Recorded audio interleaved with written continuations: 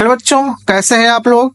मैं आशा करता हूं आप लोग स्वस्थ होंगे, मस्त होंगे और अपनी निरंतर पढ़ाई कर रहे होंगे। आज हम इस वीडियो में पढ़ेंगे कक्षा 10 गणित प्रश्नावली 3.1 दो चर वाले रेखीय समीकरण युग्म का क्वेश्चन नंबर 3। इसके पहले दो क्वेश्चन हो चुका है। क्वेश्चन नंबर 3 क्या है कि अनुपातों a1/a2, b1/b2 और c1/c2 की तुलना करना है और निम्न रेखीय समीकरण के युग्म संगत है कि असंगत। ठीक है, हमें बताना है इसमें कि कौन सा संगत है कौन सा असंगत है। तो संगत के लिए क्या होता है, जब जिसका कोई ना कोई हल हो, ठीक है, चाहे एक हल हो चाहे अनेक हल हो, उससे हम बोलते हैं संगत निकाय, और जिसका कोई हल ना हो उससे हम बोलते हैं असंगत निकाय। तो आइए बच्चों, इसमें 5 क्वेश्चन है। क्वेश्चन नंबर 3 में 5 पार्ट है। तो आइए बच्चों, क्वेश्चन नंबर 3 का पहला पार्ट देखते हैं। क्या लिखा हुआ है? लिखा हुआ है 3x + 2y = 5, 2x - 3y = 7। ठीक है, इसको भी बताना है कि संगत है कि असंगत है। सबसे पहले क्या करेंगे हम कि a1x + b1y + c1 = 0 के रूप में इसको हम लिखेंगे। ठीक है, तो 3x + 2y इसको लेंगे तो -5 =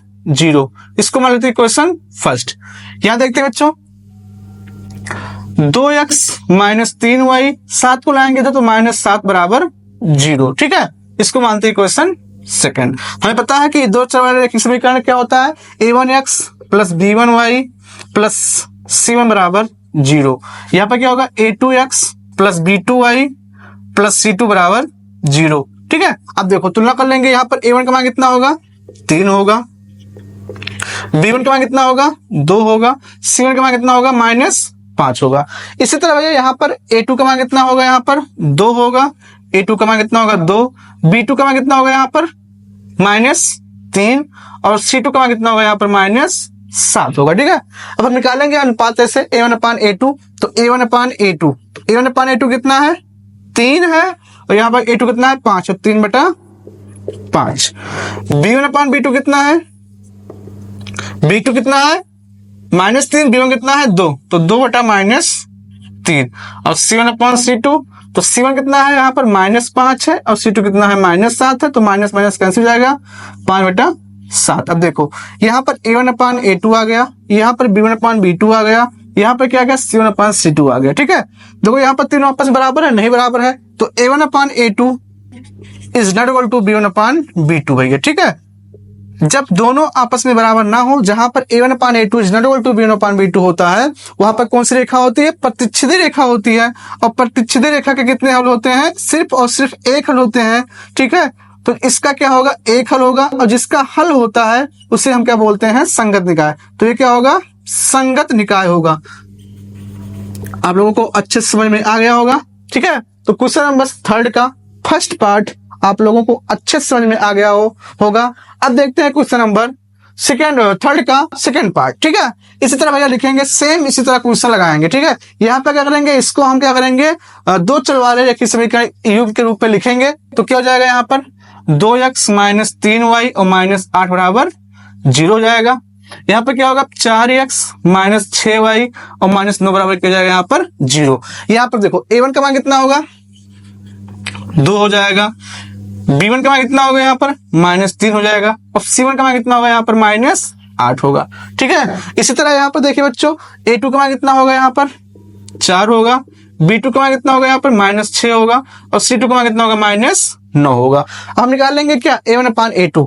तो a1/a2 जब निकालते हैं हम, तो हमें क्या मिलता है, a1 का मान 2 है, a2 का मान कितना है, 4 है, तो 2 का नाम 2, 2 दूना 4, कितना आएगा, 1/2। तो a1/a2 का मान कितना आ गया, 1/2।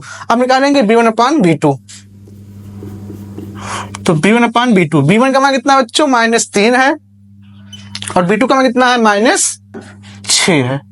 तो माइनस से माइनस का है, 3 का नाम 3, 3 दूनी 6 बराबर कितना आ गया, 1/2।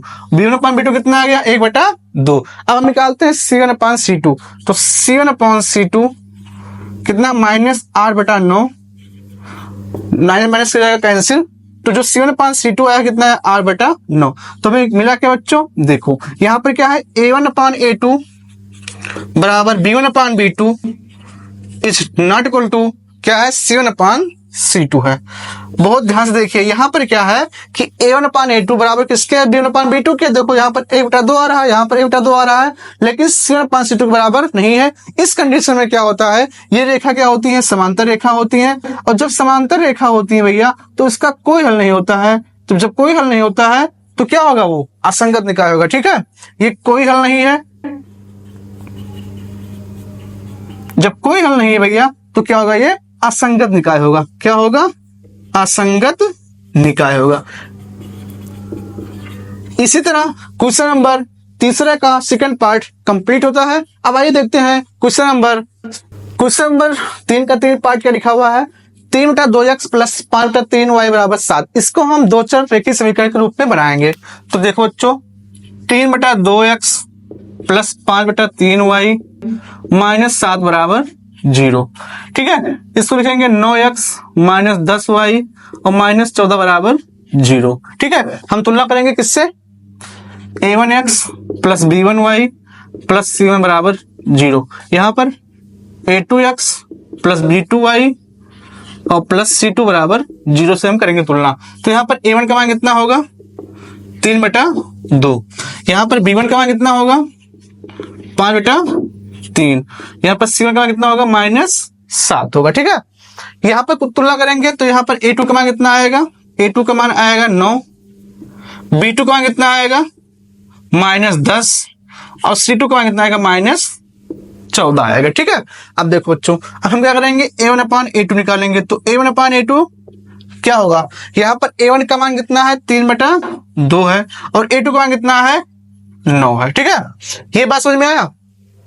अब देखो, ये संख्या क्या हो जाएगा, पलट जाएगा भैया। इसको हम लिख सकते हैं क्या, 3/2 और ये संख्या क्या होगा भैया, ऊपर, ये संख्या क्या नीचे जाएगा।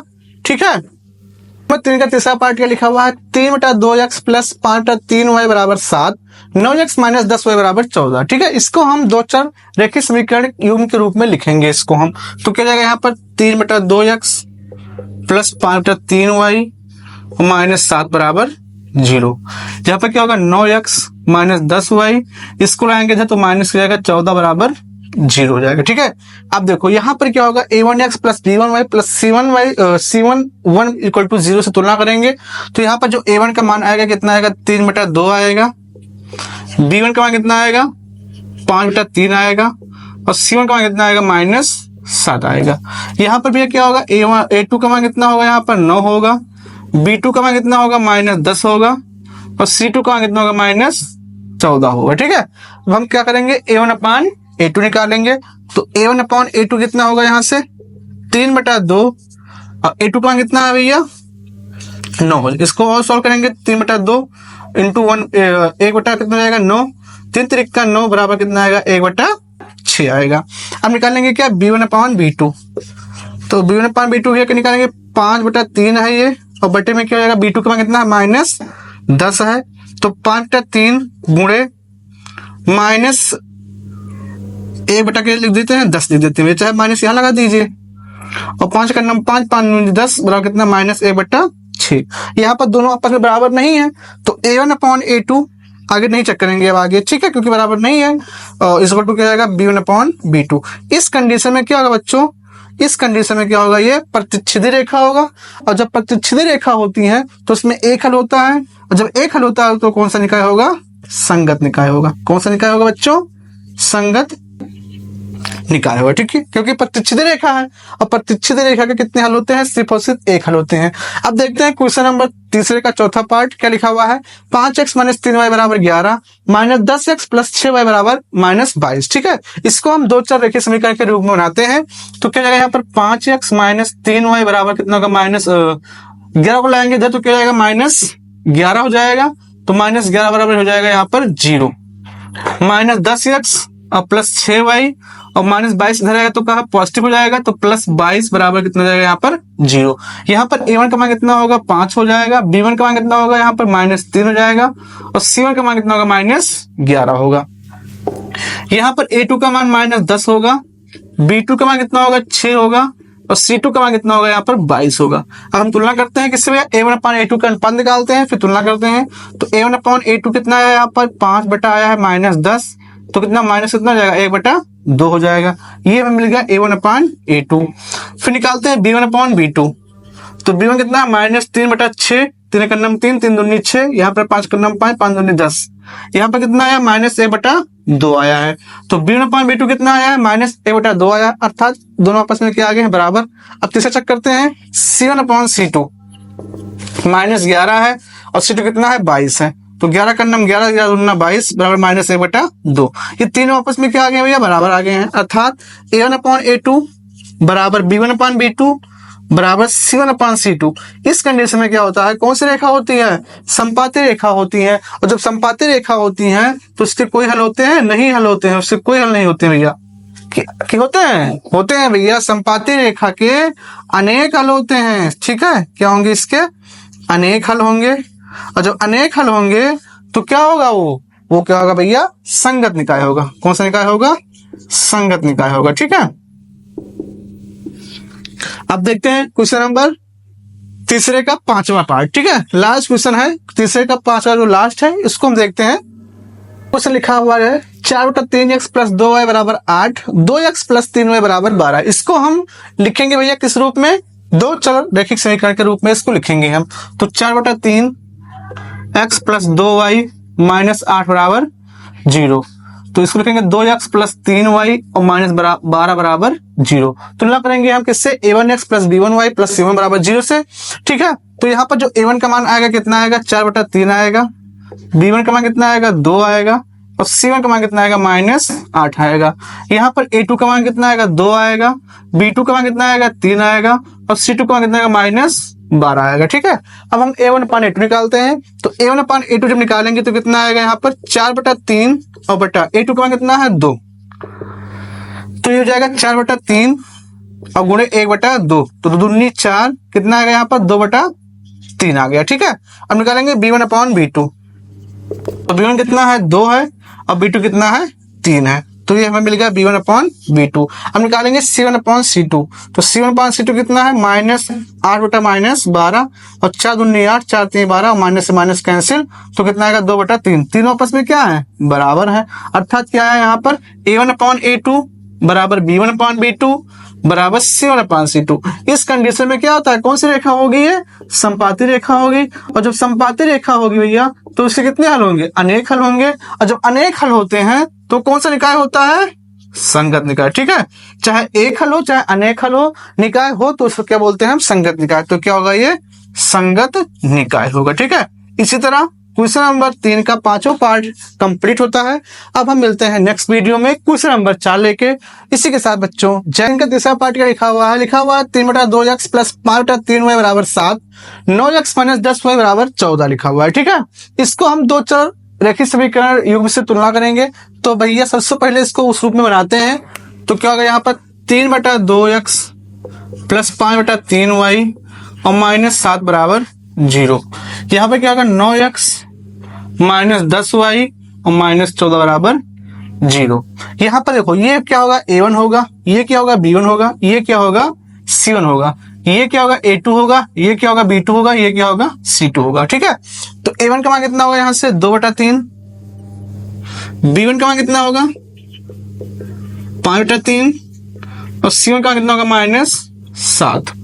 a2 का मान कितना होगा, यहाँ पर 9, b2 का कितना होगा, -10, और c2 का कितना होगा, -14। ठीक है, हम निकालेंगे a1/a2। तो a1/a2 जब निकालते हैं तो हमें क्या मिलता है, 2/3 और बटा a2 का कितना है, 9।